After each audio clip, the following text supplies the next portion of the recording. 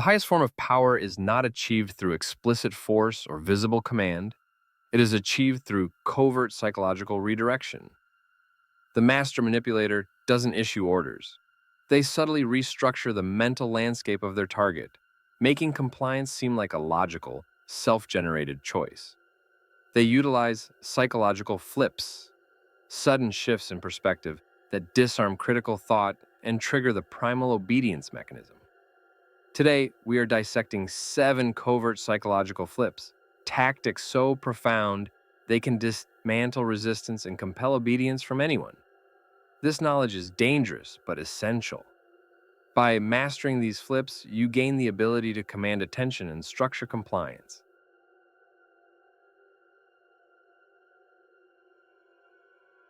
Number 1. The preemptive devaluation. Before asking for compliance, the covert strategist must first devalue the opposing position. This is the preemptive devaluation. You do not directly attack the target's current stance. You simply remove the perceived value of holding that stance, making resistance seem like a waste of resources. If your opponent is entrenched in a time-consuming project that you need them to abandon for your priority, do not argue that your project is better. Instead, you inject doubt about the viability of their current investment. You might casually mention new, industry-wide metrics that might render their current efforts obsolete, or casually recall a parallel situation where a similar effort ended in failure. Your words are not accusations. They are predictive concerns. You might say, "That project has absorbed so much of your team's energy. I'm just concerned that with the rumored internal shift next quarter, all that momentum might be redirected, making this effort entirely redundant." The psychological flip occurs because the target's mind shifts from defending the merit of their project to desperately defending its future survival. They are forced to consider their investment as sunk cost, and the possibility of massive eventual failure becomes a more immediate psychological pain than the cost of simply abandoning the project now to pursue your safer alternative. You flip their motivation from defense to self-preservation, making obedience feel like risk management. Number 2, the responsibility transfer. Humans possess an innate drive to maintain a sense of efficacy and responsibility. The responsibility transfer is the subtle act of placing the weight of a negative outcome entirely onto the target's shoulders before they have even made a decision. This manipulates their fear of failure into an engine for compliance. When issuing a high-stakes request, one they might naturally resist, you frame the decision not as your desire, but as a test of their competence and ownership. You might say, "I trust you to handle this complex operation entirely, but I must warn you, if you choose to delegate this to anyone else, the systemic failure will fall entirely on you. You're the only one I believe is capable of mitigating that risk." The flip is instantaneous. The target is no longer weighing the difficulty of your request.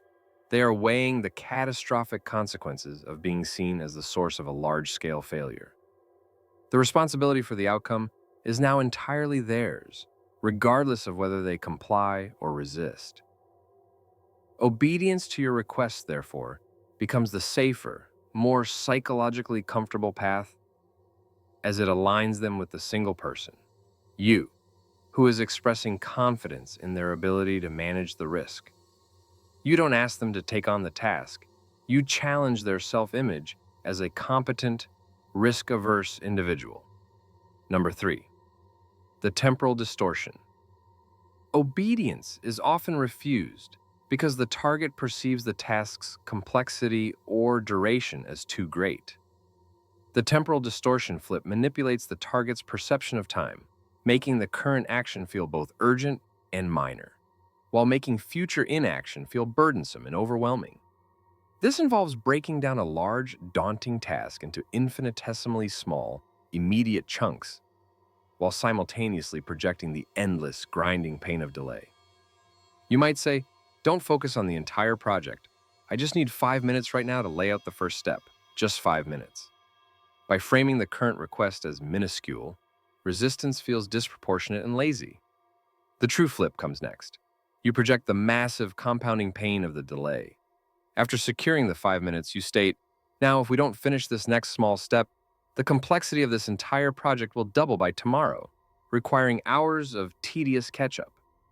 You make the present sacrifice small, and the future consequence massive. The target is psychologically compelled to continue complying in small chunks, simply to avoid the massive, vague, and rapidly compounding future debt you have created in their mind.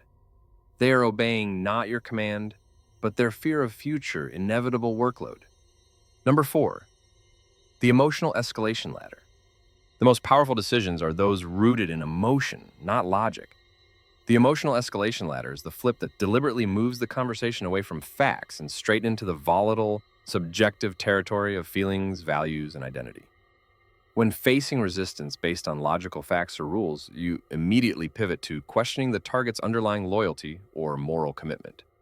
If a colleague is resisting a risky decision due to policy violations, you do not debate the policy. Instead, you pivot the frame. I understand the rule, but honestly, this is about something much deeper than policy. This is about trust. I need to know, are you fundamentally committed to the collective success of this team? Or are you prioritizing adherence to rules that were written for less capable people? The flip forces them to stop defending the logic, which is easy, and start defending their identity, which is stressful. They now must choose between the intellectual safety of the rules and the emotional security of being perceived as a loyal, committed team player. To prove their loyalty and emotional dedication to save face and preserve their social identity, they are often compelled to comply with the illogical or risky request. You flip the core value of the interaction from correctness to commitment. Number 5, the scarcity anchor. We are psychologically engineered to respond more intensely to the fear of loss than to the promise of gain. The scarcity anchor is the flip that converts your request from an opportunity for them to assist you into a threat of loss if they fail to comply immediately.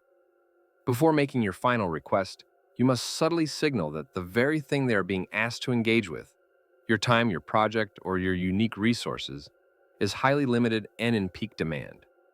You might start by fielding a quick, staged call from another person showing interest, or mention casually that you only have a few hours of free time before a massive, time-consuming obligation begins.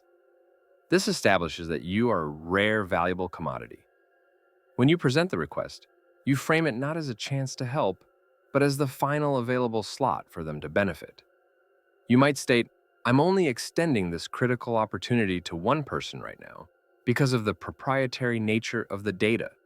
If you can't commit to this project instantly, I have to assume you're unavailable, and I will be forced to give this highly valuable access to the next person on my list. The flip forces immediate action. They are no longer deciding whether to help. They're deciding whether to forfeit a rare, valuable asset, a psychological cost they are biologically programmed to avoid. Obedience is triggered by the fear of forfeiture. Number 6, the us versus them redefinition. Individuals will often resist coercion, but they are far less likely to resist the will of a perceived collective. The us versus them redefinition is the flip that converts the target's individual resistance into a perceived act of betrayal against the in-group. When facing a lone dissenting voice, you do not debate that person directly. Instead, you pivot the conversation to address the silent majority in the room, aligning yourself with the collective perceived interest. You state, I understand your personal concerns, but I need to know if anyone else in this room feels that delaying this action is in the collective best interest of the team. The moment this question is posed, the dissenting target faces profound social pressure. Their resistance is no longer a valid intellectual argument. It is a public act of separation from the unified us. The target's instinctual need for belonging and social acceptance, their fear of being publicly identified as the them, overwhelms their individual logical resistance. Compliance becomes the cost of maintaining their social status and group membership. They obey not because you convince them, but because you force them to choose between their logic and their social survival. Number 7, the inverted obligation. The final covert flip, the inverted obligation, subverts the rules of reciprocity. Instead of giving a large favor and demanding a small return, you do the opposite. You force the target to accept a minor favor and then immediately demand a major sacrifice in return. You begin by performing a small, unsolicited, and easily provided act of kindness or support for the target, something they never asked for but cannot easily refuse. This creates an immediate, albeit small, debt of gratitude in the target's mind, rooted in the social rule of reciprocity. The flip occurs when you immediately leverage this minor debt to demand a massive, disproportionate act of obedience. You might approach them an hour later and say, "I was happy to handle that small issue for you earlier. Now I need a significant favor from you. I need you to completely reprioritize your schedule for the next 3 days to assist me with this emergency." The psychological cost of refusing this major request, given the fresh, unreturned debt of the minor favor, feels uncomfortably high.